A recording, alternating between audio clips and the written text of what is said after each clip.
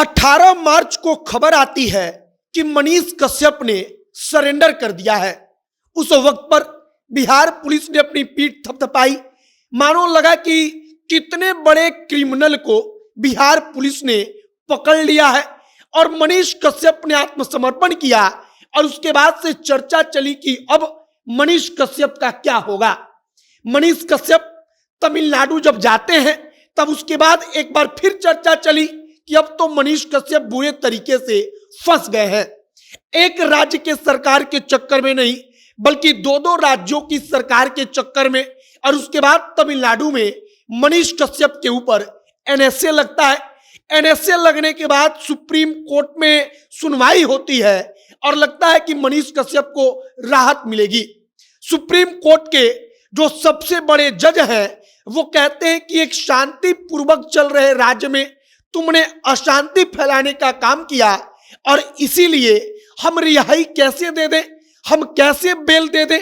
और इन तमाम सुनवाई के बाद से मनीष कश्यप 18 मार्च के बाद अपने आप को सरेंडर करने के बाद पुलिस की गिरफ्त से बाहर नहीं निकल पाए।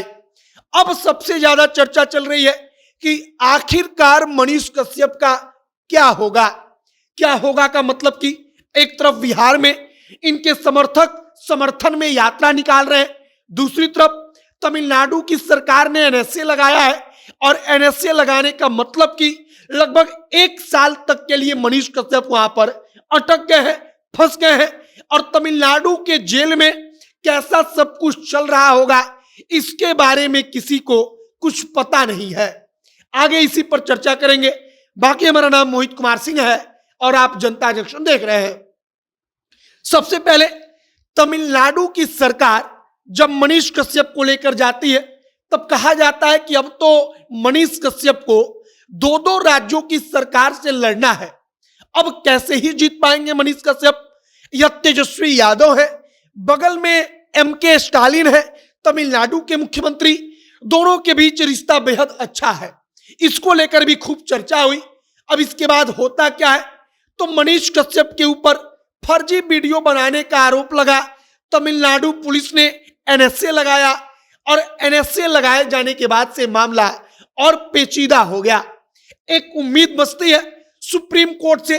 सुप्रीम कोर्ट में मनीष कश्यप के खिलाफ जो वकील केस लड़ते हैं उस वकील का नाम कपिल सिब्बल। कपिल सिब्बल कौन? तो कपिल सिब्बल इस देश के सबसे बड़े जो वकील हैं उन वकीलों में एक हैं। अगर देश के टॉप 10 सबसे बड़े वकीलों की आप लिस्ट निकालेंगे तो उसमें कपिल सिब्बल का नाम आता है। मतलब कि देश के सबसे बड़े वकील कपिल सिब्बल है। और जब देश का सबसे बड़ा वकील मनीष कश्यप के खिलाफ सुप्रीम कोर्ट में तर्क दे रहा हो, अदालत में जाकर बता रहा हो कि कैसे मनीष कश्यप दोषी है, तो चर्चा चलती है कि मनीष कश्यप वहां पर कैसे ही जीतेंगे। अब का मामला समझिए, मनीष कश्यप अगर राजनीतिक तौर पर देखा जाए जो चर्चा हुई तो मनीष कश्यप के बारे में 2 प्रकार की चर्चाएं चली। पहली चर्चा चली कि मनीष कश्यप को इसीलिए जेल भेजा गया या इतनी तेज कार्रवाई हुई क्योंकि तेजस्वी यादव ने मनीष कश्यप को व्यक्तिगत तौर पर अपना दुश्मन मान लिया। अब मनीष कश्यप को तेजस्वी दुश्मन क्यों मानेंगे? तो इसकी कहानी है कि मनीष कश्यप ने लाइव आकर कह दिया कि हम आपको मुख्यमंत्री नहीं बनने देंगे, हम आपका एक एक चीज दिखाएंगे। और इसके बाद कहा गया कि कार्रवाई तेज हो गई। अब मनीष कश्यप आगे क्या करेंगे? तो सुप्रीम कोर्ट ने एक रास्ता छोड़ा था। सुप्रीम कोर्ट ने कहा था कि हम सुनवाई नहीं करेंगे, लेकिन हाई कोर्ट में आप जा सकते हैं, आप हाई कोर्ट में जाकर अपील कीजिए। अब मनीष कश्यप हाई कोर्ट में जाएंगे तो हाई कोर्ट में क्या कुछ होगा, कब तक तारीख मिलेगी, क्या नहीं होगा, यह सब कुछ अलग का विषय है। लेकिन एक बात फिर है कि अगर हाई कोर्ट कुछ कहता है तो मनीष कश्यप के खिलाफ तमिलनाडु की सरकार के पास सुप्रीम कोर्ट में जाने का फिर रास्ता बचेगा, मतलब कि फिर वहां पर सुनवाई होगी। फिलहाल कुल मिलाकर मनीष कश्यप पिछले लगभग आप कह लीजिए कि 2 महीने से पुलिस की गिरफ्त में है। अब आगे क्या होगा इसके बारे में किसी को पता नहीं।